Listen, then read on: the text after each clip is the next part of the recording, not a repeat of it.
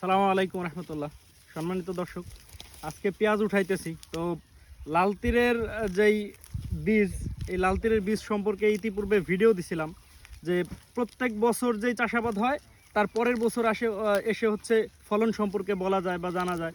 তো এই বছর যেহেতু আজকে পেঁয়াজ উঠাইতেছি, লাল তীর ইন্টারন্যাশনাল ব্র্যান্ড হিসাবে এই বছর খুবই খারাপ বীজ দিছে মার্কেটে, এবং বীজের মধ্যে প্রচুর পরিমাণে ভাজাল। আর বীজ ফুলে গেছে। ফুলাটা আসলে খুব স্বাভাবিক, কারণ বীজের বয়স হইলে পরে এমনিতে একটু ফুলে যায়, চারার বয়স হইলে পরে। এটা কোনো ফ্যাক্ট না, কারণ আগামে এটা ফুলে এটা হয়। বাকি পেঁয়াজ খুব ছোট এবং পেঁয়াজের সাইজ নেই, ভাজাল অনেক ধরনের পেঁয়াজ।